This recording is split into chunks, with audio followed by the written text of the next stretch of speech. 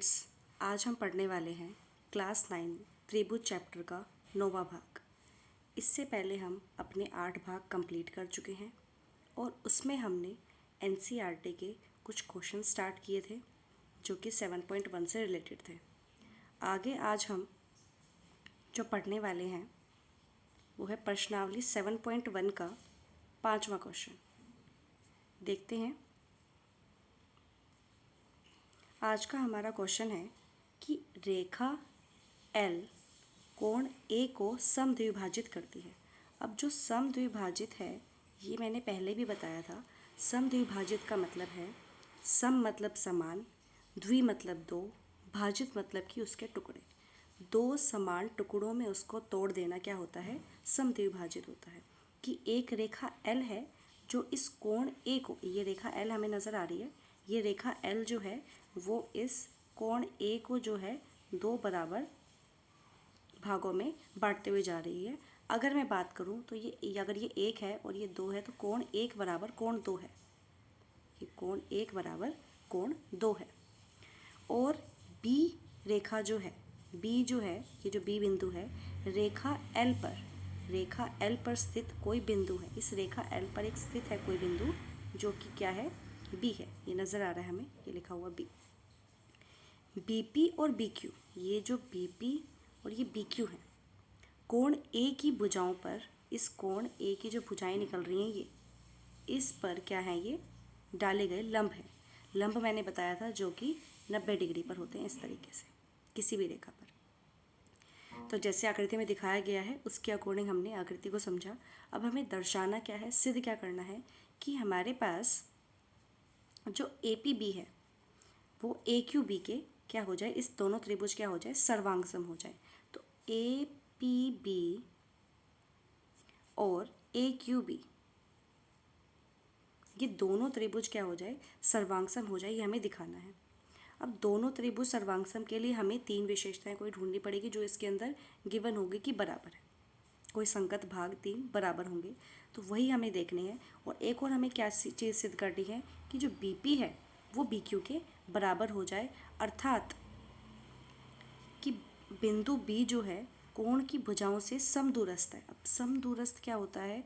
समदूरस्थ होता है समान दूरी पर। जैसे कि समद्विभाजित था, सम मतलब समान था, तो यहाँ पे भी सम मतलब समान ही है। समान दूरस्थ मतलब कि समान दूरी पर, कि ये जो B हमारे पास B बिंदु है ये इस P से और ये Q से क्या है? समान दूरी पर है, दोनों तरफ से। ठीक है, मतलब ये इसके बराबर हमें दर्शाना है। अगर हम इन दोनों त्रिभुजों को सर्वांगसम सिद्ध कर देंगे तो ऑटोमेटिकली क्या हो जाएंगी? इसकी भुजाएं हमारे पास बराबर हो जाएंगी, संगत भाग क्या हो जाएंगे? बराबर हो जाएंगे। ठीक है, तो आगे बढ़ते हैं, उत्तर देखते हैं इसका किस तरीके से। पहले मैंने क्या बताया था कि जब मैंने दो त्रिभुज जो हैं सर्वांगसम जब मैं कर रही थी तो उस केस में मैंने दोनों त्रिभुजों को अलग बना दिया था। लेकिन यहाँ पर हमारे पास साफ साफ कोशिश करेंगे कि सीधा क्वेश्चन में से देखकर ही हम करें, बिना अलग बनाए। जैसे कि हमारे पास, अगर मैं दोनों को अलग अलग तरह से डिनोट कर देती हूँ कि दो हमारे पास त्रिभुज हमें नज़र आ रहे हैं जो कि हैं AQB और APB। ठीक है, अब इसमें हमारे पास हमें पता है कि ये जो कोण ये वाला है, इतना है, ये वाला जो कोण है ये इसके बराबर है। क्यों? क्योंकि L रेखा जो है इस A कोण को समद्विभाजित कर रही है, दो बराबर हिस्सों में तोड़ते हुए जा रही है। ठीक है, इसके बाद हमारे पास ये P जो है, ये जो P है जहाँ पे 90 डिग्री बनाए, तो दोनों कोण कितने के हैं? प्रत्येक 90 डिग्री के कोण हैं। ठीक है, यहाँ से ये हो गया, दो कोण हमें मिल गए। अब हमें चाहिए भुजा, क्योंकि कोण जो है, ये जो अगर बात करूँ कोण, अगर मैं तीसरा कोण भी ढूंढ लेती हूँ तो वो कोई भी नियम नहीं होता सर्वांग समता का। लेकिन दो कोणों के साथ कोई भुजा आ जाए, दो कोण या तो आगे की तरफ आ जाए, मतलब लास्ट में आ जाए, या फिर बीच में आ जाए, तो कोण भुजा कोण एक नियम होता है और कोण भुजा भी एक नियम होता है। तो दोनों में से कुछ भी बन सकता है। दो कोण हमें मिल गए लेकिन हमें भुजा चाहिए। अब इन दो कोणों के बीच में कोई भुजा बराबर है, पहले बीच वाली देखते हैं। अब दो कोणों के बीच में कौन सी भुजा आ रही है? एक AP आ रही है, एक AQ आ रही है। क्या ये बराबर दिए हैं? नहीं, क्वेश्चन में इनके बारे में कोई बात ही नहीं की गई। क्वेश्चन में AP और AQ के बारे में कोई बात ही नहीं की गई है, तो इसको हम बराबर नहीं कह सकते। इसके बाद अब देखते हैं बीच में तो कोई भुजा नहीं आ रही है, इसके बाद वाली भुजा ए पी जो ये है हमारे पास है कोण ए जो मैंने बराबर किए थे, एक मिनट, कोण ये जो मैंने दो कोण बराबर किए, इन दोनों कोणों के बाद कौन सी भुजा आ रही है। अगर मैं बात करूँ तो ये कोण इसके बराबर, ये वाला कोण इसके बराबर था, ये कोण इसके बराबर। अब इन दोनों कोणों के बाद ये वाली भुजा आ रही है बी पी और बी क्यू, है ना। लेकिन ये तो हमें क्या करनी है, सिद्ध करनी है। ठीक है, दो भुजाओं के बारे में हमने देख लिया, एक भुजाएं जो बराबर नहीं दी, एक ऐसी भुजाओं का पेयर है, युग्म है कि हमने जो है उसको क्या करना है, बराबर करना है।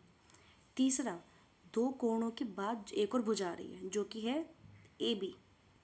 ये जो ए बी है, ये ए बी क्या है, अगर मैं ए क्यू बी में देखूँ तो उसमें भी आ रही है, और अगर मैं ए पी बी में देखूँ तो उसमें भी आ रही है। तो मतलब ये क्या है, दोनों में उभयनिष्ठ है, कॉमन है।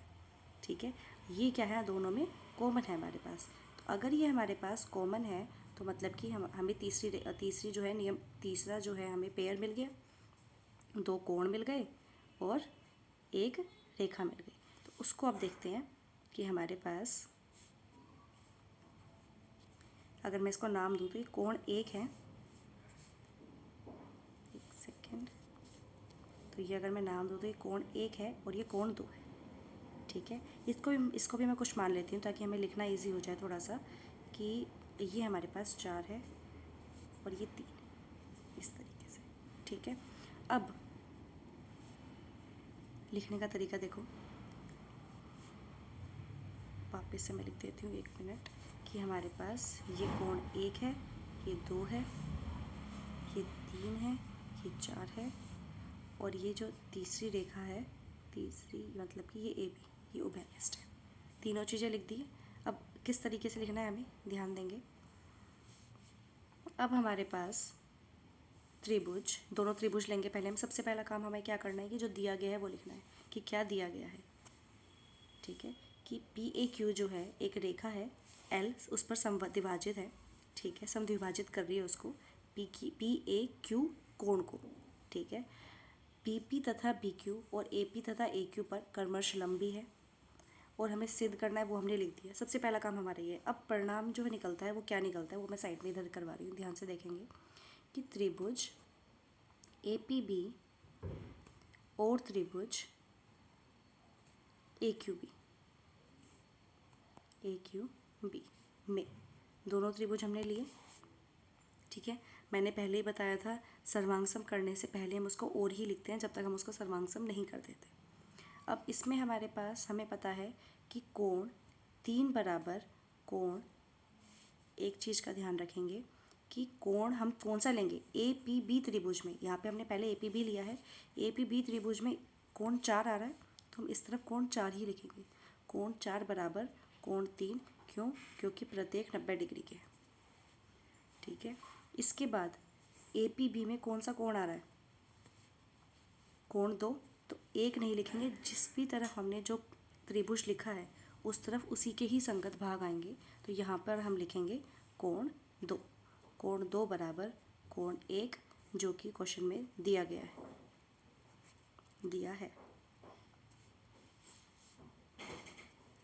ठीक है, इसके बाद तीसरा हमारे पास ए बी और ए बी क्या है, दोनों में कॉमन है, मतलब कि उभयनिष्ठ है।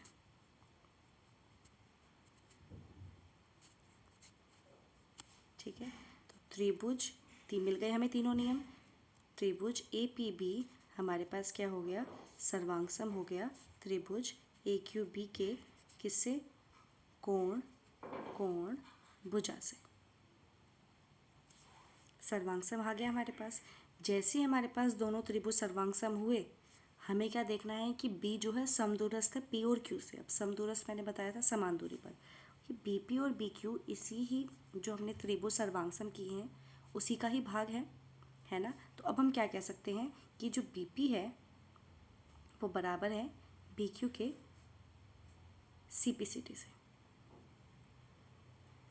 बस ये हमें सिद्ध करना था। यहाँ पे भी ऐसे ही लिखा हुआ है, देखो ए पी जो है ए क्यू बी के जो है, ए क्यू बी हमने दोनों त्रिभुज लिए जिसमें ए पी बी और ए क्यू बी दोनों 90 डिग्री के हुए, और पी ए बी और क्यू ए बी जिसको मैंने ये 1 और 2 लिया है, ये हमारे पास दिया गया है, क्योंकि रेखा एल जो है वो कोण ए को समद्विभाजित कर रही है, और ए बी और ए बी जो है वो क्या है, उभयनिष्ठ है।